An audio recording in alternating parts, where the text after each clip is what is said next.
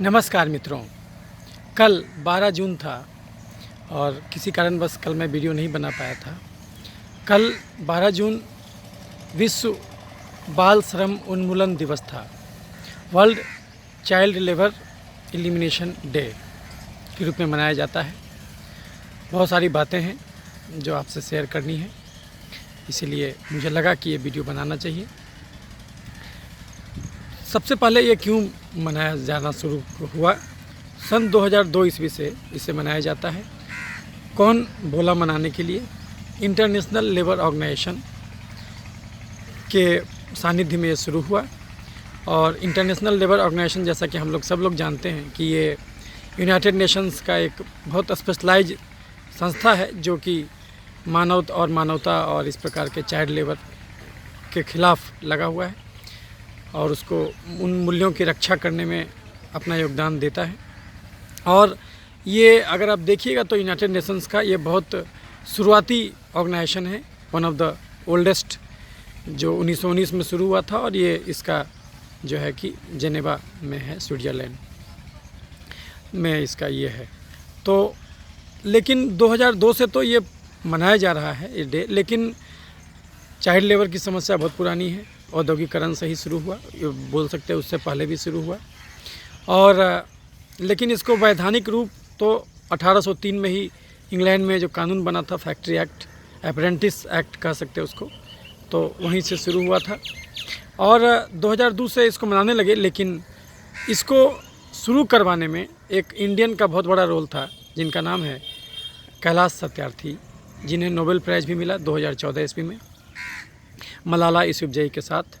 तो उनकी भी हम चर्चा करेंगे और पहले ये समझेंगे कि आखिर ये चाइल्ड लेबर क्यों होता है और इसको क्यों नहीं रखना चाहिए, और कुछ और भी पहलू जो कि शायद हम किसी चीज़ में कभी कुछ भला करना चाहते हैं तो कहीं ना कहीं कभी कभी कुछ बुरा भी हो जाता है जाने अनजाने।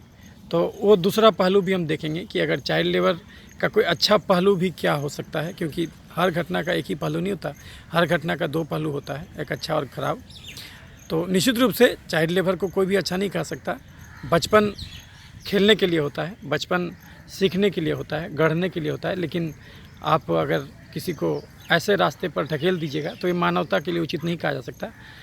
जैसा कि मैंने अपने पिछले वीडियो में भी बताया था आपको, जो मैंने फूड सिक्योरिटी सेफ्टी डे पर बनाया था, कि इस धरती पर अभी भी इतना अन्न उपजता है कि जो करीब करीब 1.5 गुना आदमी जो अभी धरती पर है उससे भी 1.5 गुना आदमी, 2 गुना आदमी आसानी से जितना उसको न्यूट्रिशन चाहिए उतना एम्पल है। डबल भी कह सकते हैं कि डबल लोगों के लिए भी एम्पल है, लेकिन फिर भी 80 करोड़ लोग भूख से मरते हैं। तो ये तो हकीकत है। तो ये पैराडॉक्स है लाइफ का कि एक तरफ तो अधिकता और एक तरफ वो मिलता नहीं। तो उसी ढंग से इस धरती पर करीब करीब 26 करोड़ बाल श्रमिक हैं। अब ये डाटा है और ये 26 करोड़ बाल श्रमिक हैं और इन्हें वो बेसिक अधिकार नहीं मिल पाता, क्योंकि अब जैसे आप सोचिएगा कि अगर एक चाइल्ड को का अधिकार क्या है, उसका बचपन जो सही ढंग से बीते और उसको भी पढ़ने का और समाज में अच्छा स्थान पाने का पूरा अधिकार होना चाहिए और उस ढंग से वो पल्लवित पुष्पित हो। हालांकि एजुकेशन जिसको हम औपचारिक शिक्षा कहते हैं यही नहीं होता, क्योंकि बहुत लोग ऐसे हुए हैं। खुद कैलाश सत्यार्थी जी जो हैं वो उन्होंने पढ़ाई तो इलेक्ट्रिकल इंजीनियरिंग से की, लेकिन उन्होंने उनका पूरा जो जीवन काल बीता उसमें इलेक्ट्रिकल इंजीनियरिंग का कोई योगदान नहीं हुआ। यानी कि अकादमिक शिक्षा उन्होंने जो हासिल किया वो उनके जीवन के आगे के विकास में वो कुछ काम नहीं आया, वो बिल्कुल अलग रास्ते पर चल पड़े। तो कहीं ना कहीं खुद कैलाश सत्यार्थी जी का भी जीवन ये बताता है कि आदमी जो अकादमिक शिक्षा ग्रहण करता है ये आपको संपूर्ण मनुष्य नहीं बनाता है। आपको हर ढंग से होलिस्टिक अप्रोच रखना होगा, सर्वांगीण दृष्टिकोण अपनाना होगा जीवन के प्रति। तो उस ढंग से भी आप सोचिएगा तो समझ में आएगा बात। इसलिए उस एंगल से अगर देखिएगा तो कभी कभी आपको ऐसा भी नज़र आएगा कि जो कानून है वो कानून तो बना दिया जाता श्रम के बाल श्रम के खिलाफ, लेकिन कभी कभी आप देखिएगा कि वो बच्चा उसमें क्यों काम कर रहा है। तो जब उसकी गहराई में उतरिएगा तो आप देखिएगा कि उसके पास खाने का कुछ अन्न नहीं है, उसके बहुत ज़्यादा पॉपुलेशन है उसके घर में और कमाने वाला आदमी कम है। तो कोई भी आप ज़्यादा बच्चा देखिएगा, गरीबों में ज़्यादा बच्चे क्यों रहते हैं? क्योंकि एक कहीं ना कहीं एक सोच है जो कि वो लोग सोचता है कि चलो बुढ़ापा में हमको ये कमा के देगा। तो इस ढंग से भी लोग ज़्यादा बच्चे रखते हैं कि बुढ़ापा में हमको एक नहीं 4-5 हाथ से अर्निंग मिलेगा, हमारा बुढ़ापा अच्छे से गुजरेगा। तो ये भी एक सोच है जो कि उतना मुखरता से कोई उठाता नहीं है। इसलिए मैंने सोचा कि ये वीडियो बनाऊं कि लोग ये सोचते हैं कि बुढ़ापा में हमको अगर एक बेटा छोड़ दिया तो कोई ना कोई तो बच्चा हमको कर ही देगा, और इस ढंग से वो अपने जितना का पालन पोषण सही तरीके से कर सकते हैं वो उससे कई गुना ज़्यादा वो जो है कि बच्चे रखते हैं। तो उसके चलते क्या होता है कि अब अल्टीमेटली वो बहुत कम उम्र में उसको काम पर लगा देते हैं और वो उनको इनकम का स्रोत बनने लगता है। तो आप ऐसे देखिएगा तो ऐसे केस में अगर बच्चे को वो काम पर नहीं लगाएं तो सरकार तो ऐसा कुछ खोले हुए नहीं कि जहाँ पर आप जाइए और बच्चा को आवासीय कोई सुविधा मिले कि सबका सब बच्चा वहीं एनरोल हो जाए, सरकार ही उसको पढ़ाए, सरकार ही उसको खाना दे, सरकार ही उसको भरण पोषण करे। तो ऐसा तो कुछ भारतवर्ष में है नहीं। तो इसीलिए ऐसा शुरू हुआ था सोवियत संघ वगैरह में, अभी भी बहुत सारे ये कंट्रीज़ में, नॉर्वेज वगैरह में ऐसा है कि सरकारें ही वो सब काम, ये सब काम जो है सरकार के जिम्मे रहता है कि बच्चा का पालन पोषण करना वो सरकार के जिम्मे है। सरकार उसको सारा चीज़ व्यवस्था करता है और माता पिता एक ख़ास उम्र के बाद एक ख़ास समय के लिए बच्चे को वहीं छोड़ जाता, वो उसका खाना पीना और पढ़ाई सब कुछ सरकार वहन करता। लेकिन इंडिया में ऐसा नहीं है। तो वैसे केस में वैसे बच्चे को का परवरिश कैसे हो सकता है?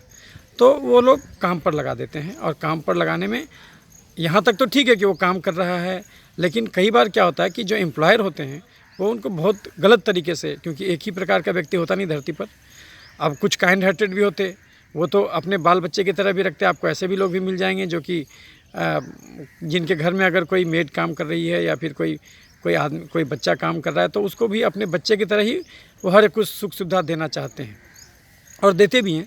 लेकिन ऐसे बहुत सारे लोग मिलेंगे जिनके चलते ही ये कानून बनाने का नौबत आता है कि जो बच्चे को बहुत क्रश करते हैं। और ऐसा इवन कैलाश सत्यार्थी जिन्होंने कहा है अपने इंटरव्यूज़ में कि उनको एक ऐसे आईएएस के घर के एक बच्चे का जो है कि मुस्लिम लड़का था, वो उनके यहाँ काम करता था, और उनको करीब 2 दिन से उसको खाना नहीं दिया, क्योंकि वो 2 दिन घर से गायब थे, तो घर में ही बंद करके रखा। और उसके बाद जब वो लौटे तो फिर वो एक दिन बहुत भूखा था 2 दिन से, तो वो जो आईएएस के बेटे के लिए जो दूध था वो दूध वो पी गया, और पी गया उसके बाद उसको इतना मारा वो आईएएस जो है, उसको पूरा हाथ वाथ जला दिया। तो अब ये सब घटना भी घटता है। आप सोचिए उस आईएएस के पास किस चीज़ की कमी होगी, और लेकिन मानसिकता का दोष है। अब उसको जो काम कर रहा है तो उसको इस प्रकार से सता रहा है। तो ऐसे लोगों को ही उन्होंने मुक्त कराया था, और बहुत सारे करीब 80-90 हज़ार बच्चे को, वो केवल इंडिया में ही नहीं पूरे विश्व में उनका ऑर्गेनाइजेशन चलता है, और उन्होंने बच्चों को मुक्त कराया है। ऐसे ये से बहुत दिनों तक मिर्ज़ापुर में जो कालीन का उद्योग है वहाँ पर भी उन्होंने बच्चों को मुक्त कराया है। तो यह है, लेकिन इसका एक दूसरा पहलू भी है कि आप ये खुद देख सकते हैं कि अगर कोई बच्चा जिसके पास कोई अपना रीच नहीं है, तो आखिर अगर वो कहीं जॉब कर रहा है, कुछ कमा रहा है, तो आज साथ ही साथ वो पढ़ाई भी कर रहा है। क्योंकि जो आप ये भी देखिएगा कि कैलाश सत्यार्थी जी जो आंदोलन चलाया था, तो उन्होंने इस सब चीज़ मुद्दे पर बात चलाई थी, उन्होंने सब चीज़ मुद्दे पर भी ध्यान दिया था, और उन्होंने शुरू से सर्व शिक्षा अभियान के पीछे भी लगे कि आखिर जब इन बच्चों को हम मुक्त करेंगे तो ये फिर क्या करेंगे। तो अगर इनको अच्छी ज़िंदगी चाहिए तो फिर वैसे केस में इनको पढ़ाई ज़रूरी है, शिक्षा ज़रूरी है। तो शिक्षा को देने के लिए इनको सर्व शिक्षा अभियान, वो 86 अमेंडमेंट जो हुआ भारतीय संविधान में, संविधान संशोधन 86वां संविधान संशोधन, ये राइट टू एजुकेशन था, जो कि 14 साल की उम्र तक सरकार उसको सारे शिक्षा का फ्री में सबको शिक्षा देना है, सबको शिक्षित करना है। ये फंडामेंटल राइट है हर एक नागरिक का। तो ये उन्हीं के बदौलत हुआ था, क्योंकि वो पर्सनली मिला करते थे सारे सांसद, सारे जो है कि हम लोग सोचते हैं कि नोबेल प्राइज़ मिल जाता, अचानक नहीं मिल जाता, उसके पीछे एक आदमी का पूरा जीवन लग जाता है। और उन्होंने पूरा वो करके वो भारत में जो है कि 2002 में, सोचिए 2002 से हम लोग ये भी मनाने लगे हैं बाल श्रम उन्मूलन दिवस, और साथ ही साथ 2002 से ही भारत में वो 86वां संविधान संशोधन के द्वारा राइट टू एजुकेशन भी दिया गया। तो उसी समय से भारत में लागू है। इसीलिए कहा जाता है कि 14 साल तक चूँकि सरकार पढ़ाएगी, मतलब उसको आपको पढ़ाना ही कंपलसरी एजुकेशन, तो आप इसीलिए 14 साल से के नीचे से बच्चे से आप काम नहीं ले सकते। पहले जो नियम था, जो ये आपका चाइल्ड लेबर जो है कि उन्मूलन और रेगुलेशन, प्रिवेंशन एंड रेगुलेशन, ये दोनों का अलग अलग अर्थ होता है। Child labour prevention and regulation act 1986 का जो कानून था, जिस पर कि बेस्ड है सारा चीज़, तो उस कानून में बहुत सारा पेज था, जिसमें कि 14 साल से कम उम्र के बच्चे को भी कुछ खास एरियाज़ में जो जोखिम का काम नहीं कहा जाता था, उसमें काम करने के लिए अनुमति दिया गया था। लेकिन 2016 में जो संशोधन हुआ, वो जो बिल एनेक्ट हुआ, उसको चेंज कर दिया गया और उसमें ये कहा गया कि नहीं, जो कम जोखिम के काम भी हैं उसमें भी अब 14 साल से कम उम्र के बच्चे भी ले सकते हैं। हाँ, लेकिन जो 14 साल से 18 साल के बीच में है, जिनको एडोलेसेंट कहा जाता है, किशोर कहा जाता है, तो उस वहाँ पर आप जो है कि उनको आप रख सकते हैं। जो नया जो अमेंडमेंट हुआ है, और थोड़ा सा फ़ाइन बढ़ा दिया गया है। जो फ़ाइन पहले 6 महीना का जेल और 1 साल का जेल था, जो कि बढ़ा करके अब कर दिया 3 महीना का जेल था, और 3 महीना से 1 साल का जेल था, जो बढ़ा के 6 महीना से लेकर 2 साल का जेल कर दिया गया। और पहले 10,000 रुपया ही फ़ाइन भरना पड़ता था एम्प्लॉयर को, अब जो है कि वो बढ़ा करके कर दिया गया है, आपको जो है कि फ़ाइन 1 लाख रुपया तक कर दिया गया है। तो ये आपको फ़ाइन भी देना होगा, अगर एम्प्लॉयर ऐसा पाए जाते हैं तो उनको फ़ाइन भी भरना होगा। लेकिन कानून तो अपनी जगह है, कानून तो हमेशा रहता है, लेकिन प्रैक्टिकली आप देखिएगा तो भारत में करीब करीब जो है कि आप जो एक सर्वे में पता चला कि भारत में जो है कि जो चाइल्ड लेबर है वो करीब करीब 2 से 3 करोड़ है। लेकिन ऑफिशियली आप देखिएगा तो करीब करीब 1.2 करोड़ के आसपास ये ऑफिशियल है कि जो 14 साल की उम्र तक हैं। और अगर आप जोड़िएगा कि 14 साल की उम्र तक भारत में कितने बच्चे हैं, तो टोटल पॉपुलेशन जो अगर 1 अरब 33 करोड़ है, तो उसमें से करीब करीब 26 करोड़ जो है वो 5 से 14 साल के बच्चे हैं। और 26 करोड़ में समझिए तो 1.5 करोड़, अब 1.5 करोड़ तो करीब करीब 4% 5% पॉपुलेशन जो है ऑफ टोटल चाइल्ड, यानी कि जितना भारत में 14 साल की उम्र तक का बच्चा है, उसका करीब करीब 5% बच्चा जो है वो चाइल्ड लेबर है भारत में। ये ऑफिशियल आंकड़ा है। और अगर आप पूरे विश्व की बात कीजिएगा तो पूरे विश्व में जितने भी बच्चे हैं उस उम्र के 5 से 14 साल, उसमें से करीब करीब 17% बच्चे चाइल्ड लेबर हैं। तो पूरे वर्ल्ड में जो डाटा है वो 17% है। टोटल चाइल्ड पॉपुलेशन का 17% पूरे वर्ल्ड में चाइल्ड लेबरर है। और भारत में पूरे चाइल्ड के पॉपुलेशन का करीब करीब 5% चाइल्ड लेबरर है, जो ऑफिशियल है। हालांकि होगा तो उससे भी ज़्यादा, लेकिन इतना ऑफिशियल सरकार भी स्वीकारती है कि इतना है। तो ये भी संख्या काफ़ी बड़ा है और इसको ये करने का ज़रूरत है। लेकिन कुछ और भी पहलू है कि आखिर यदि हम उन लोगों का पुनर्वास नहीं कर सकते, तो अगर कोई बच्चा काम कर रहा है, जैसे पहले क्या था कि सर्कस में जो बच्चा काम करता था, जो बच्चा आर्टिस्टिक एक्टिविटीज़ में जैसे सिनेमाज वगैरह में काम करता था, तो उसको अलाउड था। लेकिन हालांकि जो अमेंडमेंट हुआ है उसमें सिनेमा वगैरह, जिसको प्रतिभा है, जिसको कुछ कलाकारी जानता है, जो कोई म्यूजिक बजाना जानता है और 14 साल से कम उम्र का बच्चा है, तो उसको भी आप एम्प्लॉय तो कर सकते हैं, मतलब उसको आप दे सकते हैं, अपने फिल्मों में रोल दे सकते हैं। लेकिन उसका शर्त है कि आपको उसके एजुकेशन से हैम्पर नहीं करना है। वो एजुकेशन जो है उसका पढ़ाई बाधित नहीं होना चाहिए। शर्त यह है कि उसका पढ़ाई बाधित नहीं होना चाहिए। उसकी पढ़ाई की कीमत पर कुछ नहीं कर सकते आप, ये बाय लॉ है। तो और 14 के साल के ऊपर भी अगर रखना है तो आपको सरकार को सूचना देना होगा, कि आपको बताना होगा। और जिलाधिकारी इसके नोडल ऑफिसर होते हैं, जो कि कई मामलों में खुद भी ये कर सकते हैं। अगर किसी के पास कंप्लेन है तो अपने स्तर से भी फैसला ले सकते हैं। और लेबर इंस्पेक्टर होते हैं जो कि जाके चेक करते हैं विभिन्न प्रतिष्ठानों में। लेकिन इसको कभी कभी लोग समझते नहीं हैं। जैसे कोई बच्चा है जो कहीं पर ऐसे ही कचरा बीन रहा है और कचरा बीन ला के उसको बेच दे रहा है, तो उसको चाइल्ड लेबर नहीं कहा जा सकता बाय डिफिनीशन, क्योंकि इसमें चाइल्ड लेबर तभी गड़बड़ है जबकि वो किसी न किसी नियोक्ता के अधीन हो। कोई एम्प्लॉयर है जिसके अधीन आप काम कर रहे हैं, तब वो चाइल्ड लेबर कहा जाएगा। लेकिन अगर आप अपने मर्जी से कर रहे हैं तो वो चाइल्ड लेबर की श्रेणी में नहीं आएगा। या फिर कोई माता पिता का ही कोई प्रतिष्ठान हो, उसमें अगर उस बच्चे का अगर आप पढ़ाई बाधित नहीं कर रहे हैं और एक्स्ट्रा टाइम में आप अगर आपके माता पिता या फिर चाचा चाची या फिर मामा मामी इतना तक को माना गया फैमिली, तो उसके अंदर में अगर कोई काम होता है तो उसको नहीं माना जा सकता चाइल्ड लेबर। तो वहाँ पर 14 साल से कम उम्र के बच्चे भी काम कर सकते हैं। हालांकि जो लोग मांग उठाते हैं कि नहीं, ये सब भी नहीं होना चाहिए। लेकिन है कि अगर आप बच्चे का पढ़ाई हैम्पर नहीं करते हैं तो वो कर सकते हैं। तो उसमें भी बहुत सारा नियम कानून है, जो कि आप वो एक्ट देखिएगा तो एक्ट में आपको पता चलेगा कि करीब करीब उसमें आपको है कि 6 दिन, 1 दिन सप्ताह में छुट्टी देना है, बिल्कुल रेस्ट देना है, 6 घंटा ज़्यादा काम नहीं लेना है, और 7 बजे शाम से लेकर 8 बजे सवेरे तक उस दरमियान काम नहीं लेना है, नाइट ड्यूटी नहीं लेना है उससे।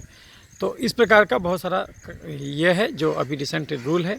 उसके हिसाब से अगर जे एज में कन्फर्म दिक्कत हो कि एज कोई क्लेम कर रहा है और वो एज नहीं आपको लग रहा है, तो ऐसे केस में मेडिकल बोर्ड उसका डिसीजन करता है। तो ये सब तो कुछ तथ्य है, लेकिन जो मुख्य बातें हैं, जो समझने लायक बातें हैं, वो ये है कि कहीं ना कहीं अगर हम किसी बच्चे को, कोई मान ली कालीन उद्योग में कुछ काम कर रहा है, तो धीरे धीरे करके उसमें ही वो योग्यता हासिल करेगा और वो पहले कालीन बनाएगा, फिर उसका बिजनेस भी समझेगा कि कैसे उसका मालिक खरीदता है, बेचता है, उसका रेट उसको पता चल जाएगा, फिर वो अपना बिजनेस खोलेगा। तो हालांकि उसकी शिक्षा नहीं हुई औपचारिक रूप से, अकादमिक रूप से, लेकिन फिर भी वो शिक्षित हो गया, क्योंकि बचपन से ही उसने वही देखा। तो अगर आप इस ढंग से सोचिएगा, तो अगर आप उसको वहाँ से हटा दिए और उस बच्चे का स्किल था ये बनाने में, तब एक ढंग से देखिएगा तो उसको आप बर्बाद भी कर दिए। क्योंकि इस ढंग से अगर आप सोचिएगा तो ठीक है, कैलाश सत्यार्थी ने बहुत अच्छा काम किया, लेकिन आप खुद सोचिए, कैलाश सत्यार्थी जी जो इलेक्ट्रिकल इंजीनियर थे, अब एक इलेक्ट्रिकल इंजीनियर अगर ये काम करता है कि भाई वो बाल श्रम उन्मूलन में काम करता है, तो फिर आप खुद सोचिए, तो इलेक्ट्रिकल इंजीनियरिंग की जो उन्होंने डिग्री ली वो क्या काम आया। और तो और उन्होंने पीजी भी किया था, हाई वोल्टेज इलेक्ट्रिसिटी पर उन्होंने पीजी भी किया। तो आखिर ये क्या काम आया, उनके समाज के क्या काम आया? वो नॉलेज तो कुछ काम नहीं आया।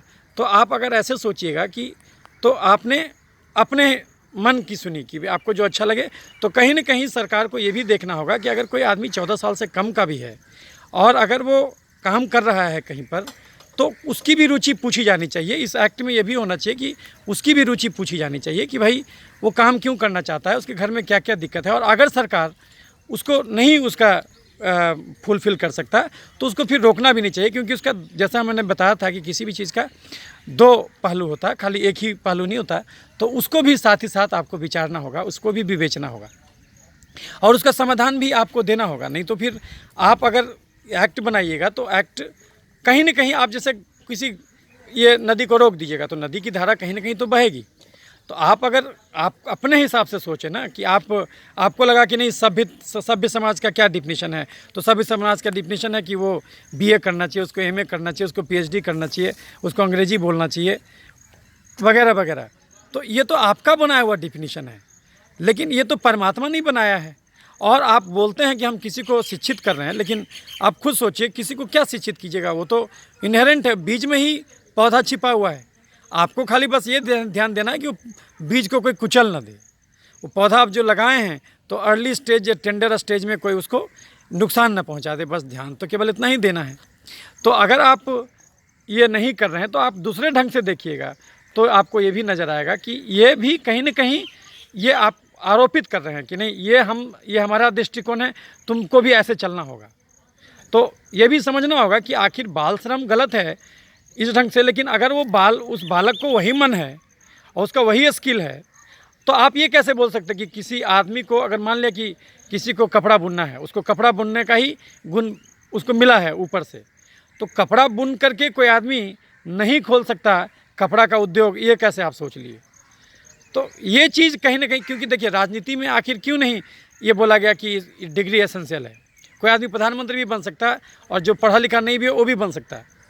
तो ये नियम इसलिए बनाया गया क्योंकि औपचारिक शिक्षा अलग चीज़ है, अनौपचारिक शिक्षा अलग चीज़ है। तो आप किसी को औपचारिक रूप से ही नहीं बोल सकते कि औपचारिक ज्ञान ही सब कुछ है। अगर ऐसा रहता, अगर सही में हमारी शिक्षा प्रणाली में इतना काबिलियत होता, तो आप खुद सोच के देखिए, कोई भी आईएएस भ्रष्ट क्यों होता? वो तो बहुत तेज़ होता, वो बहुत रट के जाता और निकाल देता, लेकिन फिर भी वो आईएएस घोटाले में पकड़ा था।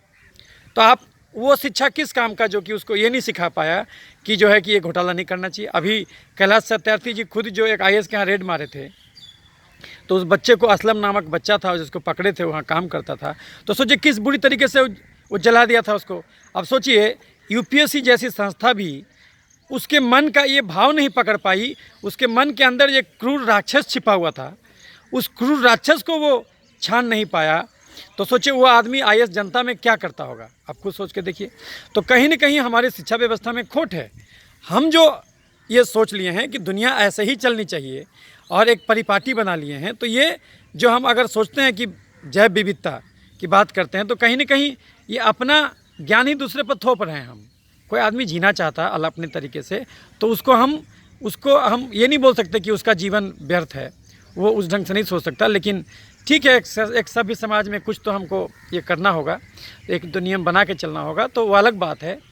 तो इसीलिए जो है कि हम ये वीडियो इसलिए बनाए क्योंकि अभी तक हम जितना भी वीडियो देखे चाइल्ड लेबर पर, वही इस पक्ष को खा गया कि भाई कोई चाइल्ड का कोई अपना हुनर भी तो हो सकता है। किसी को मान ली कि अब साइकिल का पुर्जा बनाने में मन लगता है, वो शुरू कर दिया, उसके फादर भी वही काम करते थे, वो साइकिल का रिपेयर करता है, मोटरसाइकिल का रिपेयर करता है। आप कितना लोग को देखे होंगे जो पढ़ाई नहीं किया लेकिन एक से एक जुगाड़ टेक्नोलॉजी में बहुत कुछ बना दिया। तो आप अगर उसको वहाँ से हटा दीजिएगा तो उसका वही एक स्किल है, वही चीज़ जानता है वो, और तो वही नहीं करेगा वो। तो फिर कहीं ना कहीं ये कानून में खोट है, क्योंकि ये भी होना चाहिए। हाँ, लेकिन जो अगर कोई मान ली किसी के घर में कोई काम कर रही है मेड और उसको अनह्यूमन ढंग से कर रहा है, तो आपके पास बहुत सारा कानून है। ये जो कानून आप लाए हैं, लाया गया था child labour prevention and regulation act 1986 का, और उसको 2016 में मॉडिफाई किया गया।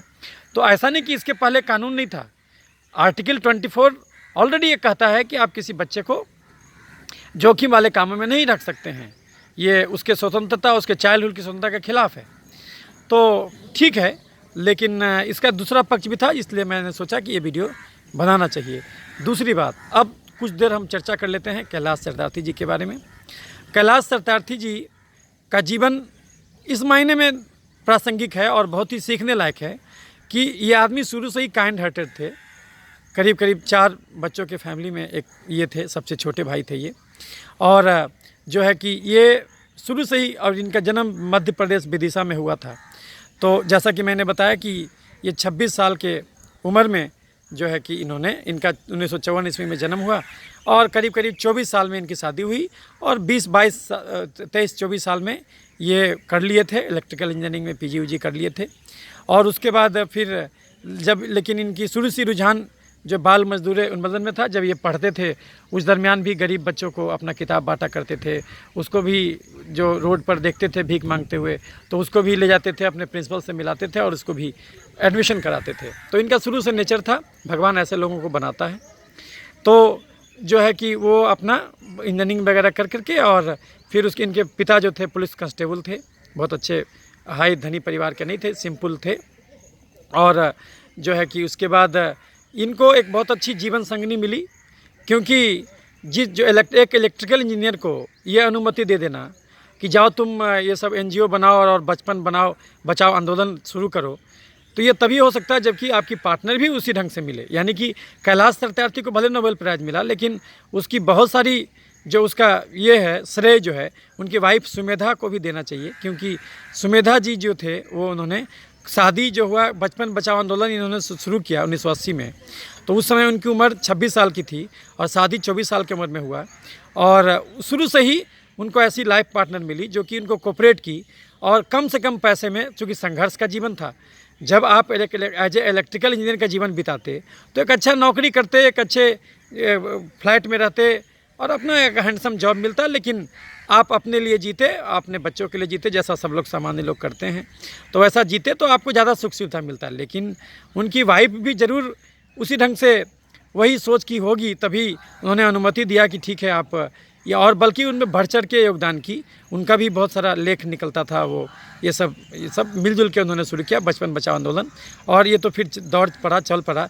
नोबेल प्राइज़ तो उनको मिला है 2014 में, लेकिन सोचिए 1980 से वो आदमी लगा हुआ है। तो 1980 से लेकर के, और पहला सफलता उनको मिला 2002 में, जब राइट टू एजुकेशन पूरे भारत में लगाया गया। दूसरी बात, एक और भी उनके पक्ष को जानना जरूरी है। कैलाश जो है सत्यार्थी, जिनको आज दुनिया जानता है उस नाम से, लेकिन कैलाश सत्यार्थी का नाम था कैलाश शर्मा। बेसिकली वो ब्राह्मण है, लेकिन शुरू से उनको जाति प्रथा से नफरत था। तो इसलिए शुरू में बचपन में भी उनके जीवन में ऐसा उल्लेख है कि जो अछूत थे, सोचिए उस ज़माने में, 1954 में उनका जन्म हुआ, 1960 के दशक में, 70 के दशक में, वो जो है कि क्या करते थे कि ब्राह्मण खाना बनाता था और वो जो है कि छोटे लोगों को बुला करके खाना खिलाते थे बैठा करके। तो ये शुरू से उनके मन में था कि ये सब जो है ये कास्ट की भावना के खिलाफ थे, इसलिए वो जो शर्मा टाइटल था उनका, उनको लगा कि जाति सूचक शब्द है, ये सही नहीं है, इसलिए उसको बदल के उन्होंने सत्यार्थी अपने आप को नाम के आगे सत्यार्थी कहलाना शुरू, अच्छा समझे कि सत्य के प्रति जो जीवन समर्पित कर दे। तो सोचिए कि जो आदमी जो है कि 26 साल में संस्था शुरू करता है और 26 साल की उम्र में, और तब जा कर के जो है कि करीब करीब 20 साल यानी कि 2000, तो जो है कि करीब करीब 46 साल यानी कि 20 साल उधर काम किया और 2 साल 22 साल अगर काम करता है वो, तब जा कर के उसको एक सफलता मिलता है कि 2002 में राइट टू एजुकेशन लागू हो जाता है। और यूनाइटेड ILO जो है, इंटरनेशनल लेबर ऑर्गेनाइजेशन जो है, वो भी मान लेता है कि हाँ एक दिन होना चाहिए जिस दिन ये मनाया जाए। और तो और नवंबर के अंतिम महीने में जो है कि नवंबर के महीने में अंतिम पखवाड़े में जो है कि ये वीक भी मनाया जाता है, चाइल्ड लेबर एलिमिनेशन वीक भी, जो नवंबर के महीने के लास्ट में मनाया जाता है। तो इसमें वर्कशॉप और लोगों को जागरूक करना कि भाई वो भी एक बचपन है, ठीक है वो आपका बच्चा नहीं है लेकिन किसी का तो बच्चा है। और अगर हम कलेक्टिव कंससनेस की बात करें, कॉस्मिक कंससनेस की बात करें, तो कहीं ना कहीं अगर वो बच्चा बीमार होगा तो कहीं ना कहीं हम बीमार होंगे, क्योंकि सब तो मानवता पूरा जुड़ा हुआ है। तो इस ढंग से सोचने के लिए लोगों को विमर्श करता है। वो कोई भी दिवस मनाने का उद्देश्य क्या है कि हमको किसी खास उद्देश्य के प्रति हमेशा जागरूक करना, उसको झकझोरना कि देखो भाई ये भी समस्या है, इससे मुंह मत मोड़ो, क्योंकि चाइल्ड ट्रैफिकिंग भी होता है भारत में। अब एक जो वीडियो मैंने बनाया था सेक्स वर्कर पर, उसमें भी मैंने बताया कि जो है कि करीब करीब 25 लाख सेक्स वर्कर भारत सरकार स्वीकार करता है कि उतना है, और जो है कि करीब करीब 2 लाख ब्रोथल है भारत में, और जो है कि करीब करीब एक ये जो है कि 1000 की से भी ज़्यादा आपका रेड लाइट एरियाज़ है 1100 के आसपास इंडिया में। तो ये हकीकत है। तो अब जो है ना कि आप यदि कोई चीज़ नियम बनाते हैं तो उसका दूसरा पहलू भी, उस वीडियो में भी मैंने बताया था कि आखिर उनका भी कुछ अधिकार है। अगर कोई महिला कुछ नहीं पढ़ पाई, अगर उसको जो है कि उसको उसी में रुचि है, तो आप उसको इस ढंग से मना नहीं कर सकते। आपको उसको भी कहीं ना कहीं उससे भी बात सुनना होगा, किसी चाइल्ड लेबर से भी बात करना होगा। आप जो जहाँ भी काम कर रहा है उससे पूछना होगा कि क्या बेटा तुम जो काम कर रहे हो इसमें तुमको कोई दिक्कत है। आप ये व्यवस्था कर दीजिए कि वो वहाँ पर उसको सताया नहीं जाए, और अगर सताया जाए तो अलार्म सिस्टम कर दीजिए कि तुरंत वो सूचित कर दे जो अथॉरिटी को। ये भले कर सकते, लेकिन तो कहीं ना कहीं मानवता को इसमें भी सोचना होगा कि हम जो दुनिया अपने हिसाब से किसी पर थोप रहे हैं, तो क्या हम उन्हें उसकी बात को सुना? क्या हमने चाइल्ड लेबर से ये बात करके देखा कि आखिर वो वहाँ काम करना चाहते हैं, उससे उनको क्या फ़ायदा है, क्या नुकसान है? ये भी थोड़ा कहीं ना कहीं सोचने की आवश्यकता है। तो यही है कि आज कैलाश सत्यार्थी को पूरा दुनिया जानता है। मलाला यूसुफजई के साथ, जो कि वो भी बच्चे के एजुकेशन पर काम करती थी और तालिबान ने उनको गोली भी मारा था, फिर भी वो बच्चों के एजुकेशन पर काम किया उन्होंने, और उनको भी बहुत कम उम्र में नोबेल प्राइज़ मिला 2014 ईस्वी का। नोबेल प्राइज़ शांति का जो नोबेल प्राइज़ मिलता है वो जो है कि मिलता है नॉर्वे में, और बाकी नोबेल प्राइज़ स्वीडन में मिलता है, ये तो हर आदमी जानता है। तो ये सब कुछ बातें हैं। तो कैलाश सत्यार्थी से ये सीखने का है कि अगर आप कोई चीज़ ठाने हैं जीवन में तो उसको करते चले जाइए। लेकिन कुछ न कुछ बात है जो कैलाश सत्यार्थी जी से मैं डिफ़र करता हूँ, क्योंकि आखिर उससे भी पूछना चाहिए एक चाइल्ड लेबर से कि उसका क्या भला है। क्योंकि आप ये कैसे बोल सकते कि एक आदमी को अच्छा चमड़ा का व्यवसायी बनने के लिए उसको पढ़ा लिखा ही होना चाहिए? ये कोई ज़रूरी नहीं है। ठीक है, फॉर्मल एजुकेशन ना हो, वो किसी को असिस्टेंट रख सकता है, जो पढ़ा लिखा हो उसको अपने एम्प्लॉयर के रूप में रख सकता है। ऐसे बहुत सारे उदाहरण हुए हैं धरती पर, जो पढ़े लिखे नहीं हैं लेकिन वो प्रधानमंत्री बन सकते हैं, ऐसा कुछ नहीं है। तो इसीलिए तो बहुत सारी ये सब बातें थी जो कि मैं आपको शेयर करना चाहता था ये बाल श्रम उन्मूलन दिवस पर। इसी ढंग से और भी दिवसों की बात हम चर्चा करते रहेंगे, और ताकि जो है कि अपनी बातों को आप तक पहुंचा सकें। याद रखिए, मैं डॉक्टर क्रांति चंदन जयकर, वैसे तो मैं चर्म रोग चिकित्सक हूँ, ex-HOD skin BD, associate professor IJMS Patna. But मेरा मानना है कि एक चिकित्सक पूरे चिकित्सक तभी बन सकता है जब समाज और जो है कि संस्कृति के हर पहलुओं से वो वाकिफ़ रहे।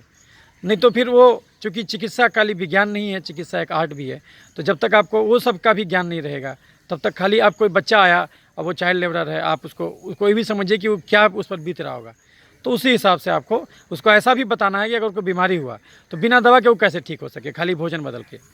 3 से 4 दाल रोज़ पिए, रोज़ टहले, प्रोटीन एम्पल अमाउंट में ले, कार्बोहाइड्रेट कम से कम खाए, चीनी चावल आलू मीठा फल दूध मैदा ये सब बंद कर दे तो बहुत सारा बीमारी बिना दवा के ही ठीक हो जाएगा, रोज़ टहले। तो ये सब भी चीज़ों को ज़रूरी था, इसलिए मैं आपसे डिस्कस करूँगा। जो भी आपको कुछ कमेंट होगा आप कमेंट कीजिएगा, आगे भी मिलते रहेंगे। जो भी बोलिएगा तो उस मुद्दे पर भी हम वीडियो बनाएंगे। ये अच्छा लगे तो लाइक और शेयर कीजिए, सब्सक्राइब कीजिए चैनल को। Thank you.